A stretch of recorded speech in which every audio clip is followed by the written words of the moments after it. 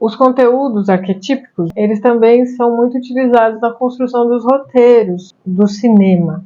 Essas histórias que a gente reconhece, que são ancestrais muitas vezes, né, milenares, então, que estão lá armazenadas e que a gente reconhece de forma inconsciente, elas são também muito eficazes para construir os roteiros no cinema. Um roteiro muito típico é o roteiro da jornada do herói, né? Um roteiro arquetípico. Quem escreveu sobre, identificou e falou mais, estudou profundamente a jornada do herói foi Joseph Campbell, e muitos roteiros são então baseados nessa jornada do herói. Lembra que eu falei da Carol e da Margaret, que falaram sobre os arquétipos aplicados à marca? Pois é, elas pegaram essa jornada do herói e foram vendo os 12 arquétipos, né, que são trabalhados na jornada do herói, e aí elas pegaram este conteúdo para transformar em conjuntos de significado.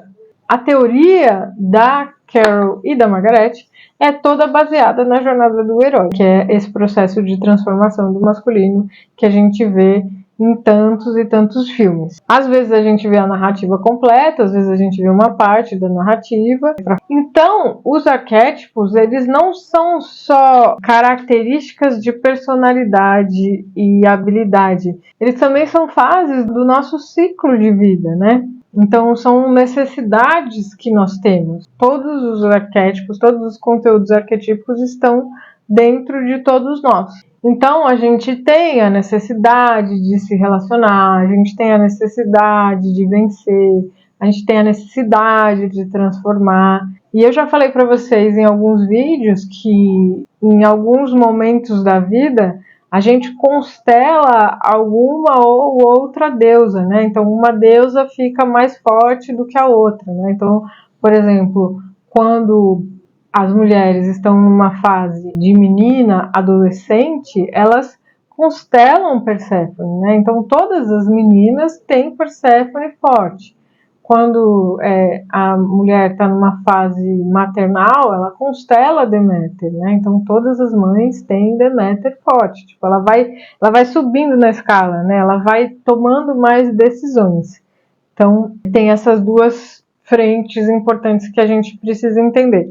E no sentido comercial, isso é importante, por quê? Porque quando a gente vai comprar algo, ou quando a gente está buscando algo, por exemplo, você entra no Instagram, por exemplo, ou no YouTube, porque você está buscando alguma coisa, ou você está buscando informação, ou você está buscando entretenimento, ou você está buscando se inspirar, você está buscando coisas. Como é que funciona, né, essa coisa dos arquétipos? Ou as pessoas vão se atrair pelo arquétipo que você comunica, né? Pela necessidade que ela tem, ou elas vão se atrair pela identificação que elas têm, né? Então, vamos dizer assim, ela também tem um arquétipo dominante parecido com o seu. Aí teve uma senhora chamada Maureen Murdoch que disse assim, mas e a heroína? Então, ela questionou o trabalho do Joseph Campbell, que na verdade era mentor, professor dela, porque ela chegou à conclusão de que a jornada do herói não se adequava completamente às mulheres, à psique feminina. E aí ela criou a jornada da heroína, que também é super interessante. Eu tenho um vídeo aqui também falando sobre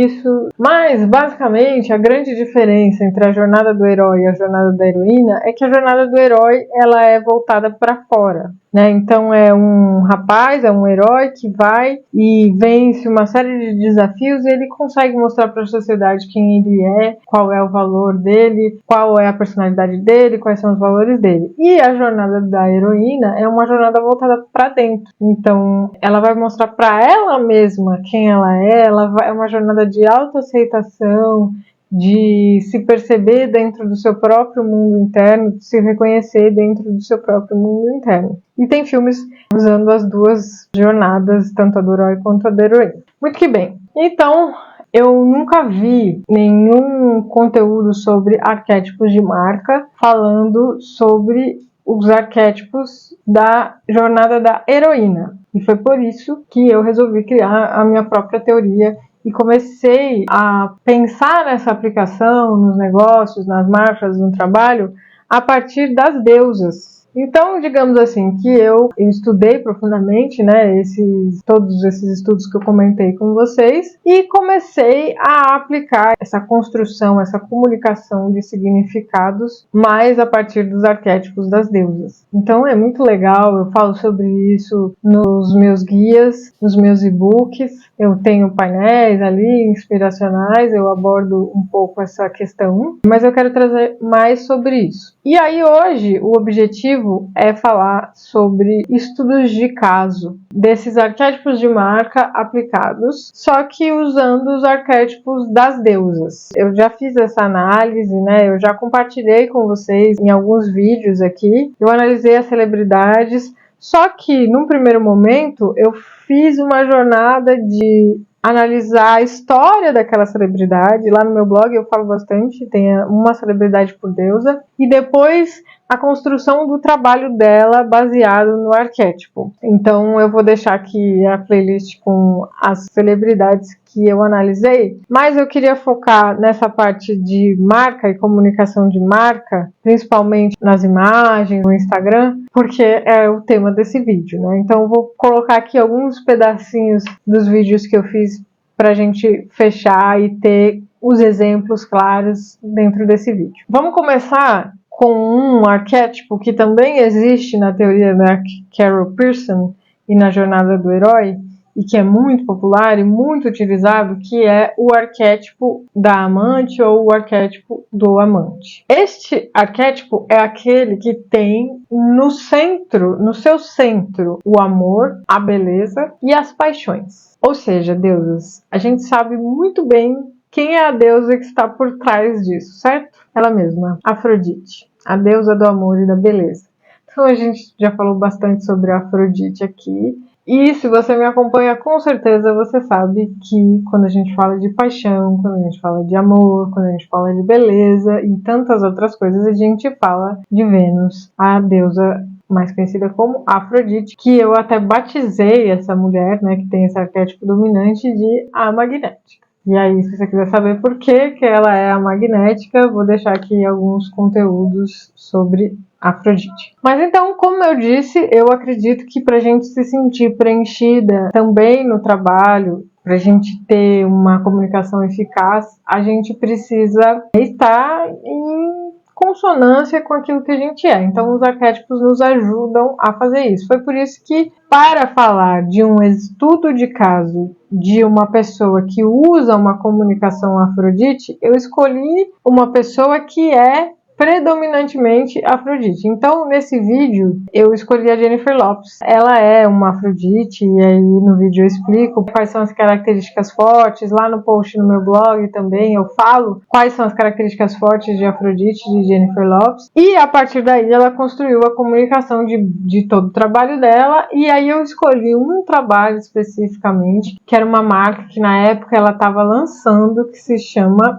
Glow. E glow é brilho em inglês, né? Então, a gente sabe que na mitologia dessa deusa, ela era tão magnética que ela exibia uma aura dourada. Então, na aparição dela, sempre tinha um brilho em seu entorno. Então, esse é o primeiro símbolo que faz uma referência muito clara a esse arquétipo. É o arquétipo de Afrodite, a aura dourada de Afrodite. A escolha dos símbolos e quantos símbolos e como, tudo isso vai depender da estratégia da marca e o que a pessoa quer comunicar, quais símbolos ela vai destacar e tudo mais. Então tem muitas formas de você interpretar o arquétipo da Afrodite, por exemplo, muitas mesmo. Você pode dar ênfase na beleza ou no amor, enfim, tem várias formas de você fazer isso. Mas aqui eu quis então trazer esse exemplo e mostrar para vocês os principais elementos que fazem referência a esse arquétipo. Esse brilho, esse glow,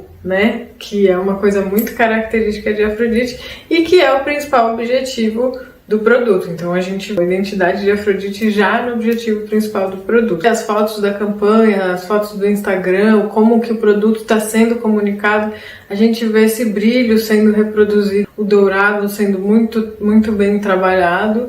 e também outros elementos que são elementos visuais que são muito característicos desse arquétipo. Umidade, né? Essa coisa da água, várias fotos trabalhadas de formas diferentes, ou mesmo a umidade do próprio produto. A gente vê a sutileza também comunicada, né?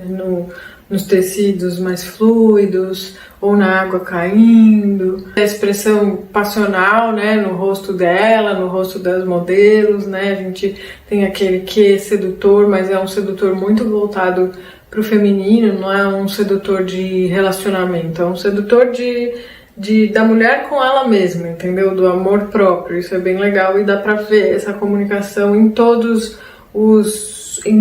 as fotos, sempre tem a mulher com o produto aqui, sabe, se autocuidando e se tratando e se amando. Sensorialidade, principalmente, né? A gente vê também os espelhos, né? Tanto o espelho mesmo quanto o espelhamento da água, que é uma coisa que também tem muito a ver com esse arquétipo, né? Da autoimagem, da autopercepção.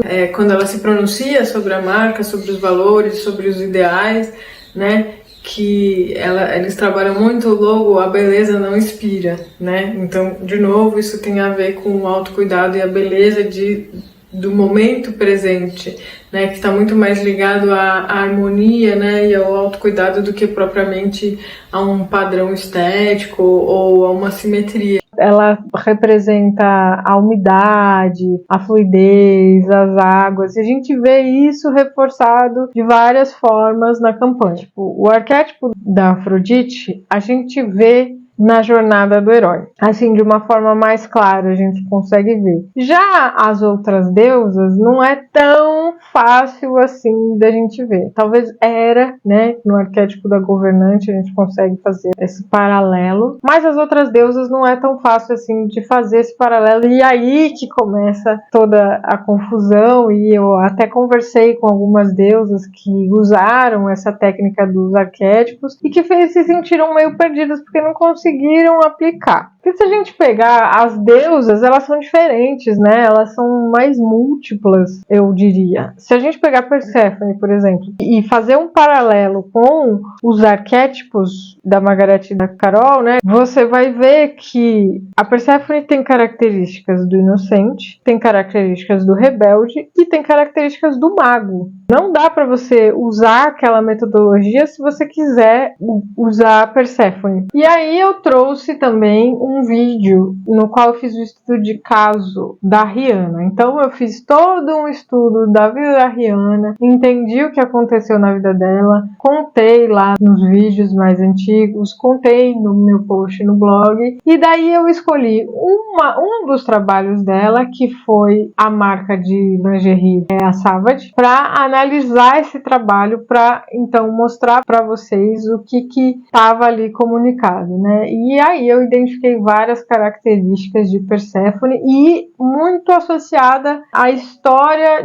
de transformação de Perséfone, né? Então você deve saber que Perséfone ela está associada a essa transformação. E a mulher que carrega esse arquétipo, ela precisa fazer um processo de libertação, né? Ela precisa aprender a conviver com a dualidade dela, porque senão ela tem a tendência de ficar muito numa polaridade só. E ela tem que transitar. Essa é uma das principais características desse arquétipo. E aí eu fui a analisar a marca da Rihanna e eu vi que ela fazia muita referência a justamente esse processo de libertação de Perséfone.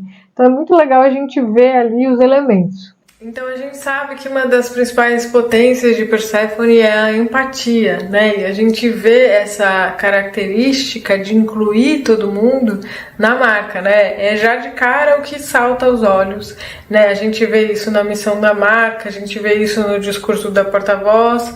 Então é uma marca que tem como principal pilar, como principal alicerce, realmente trazer essa multiplicidade. E aí ela compõe uma multiplicidade estética nas campanhas, ela usa modelos de perfis e de backgrounds diferentes, de etnias diferentes, de construções de biotipos diferentes. E o lema da marca é toda mulher será incluída. A gente vê, né, nas imagens expressas na comunicação muita força, né, e um tom de rebeldia mesmo, sabe? Mas é uma rebeldia do bem, né? É uma rebeldia de libertação, né, dessa inspiração. É muito louco porque é uma combinação da empatia com a rebeldia, né? Daquela que faz quem por algum motivo se sentiu excluído se sentir incluído, o que é um questionamento também, né, aos padrões estéticos, aos padrões visuais, tanto na construção de produto, né, que é cheio de tira, tem umas composições bem fortes, quanto na escolha das modelos. E, inclusive, se você observar com cuidado, você vai até ver alguns elementos que também são muito característicos de Ártemis, porque Ártemis está muito associada a essa libertação, né?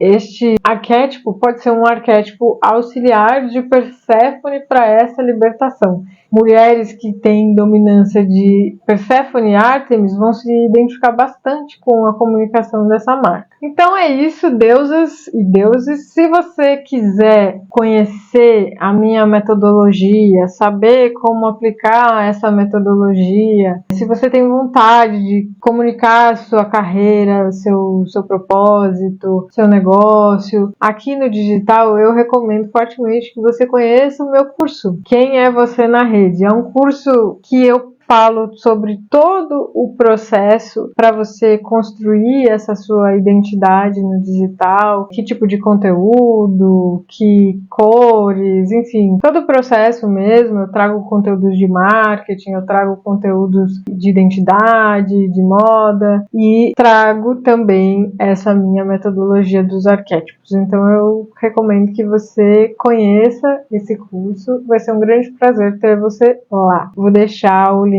aqui na descrição. Então é isso, a gente se vê no próximo vídeo. Até mais!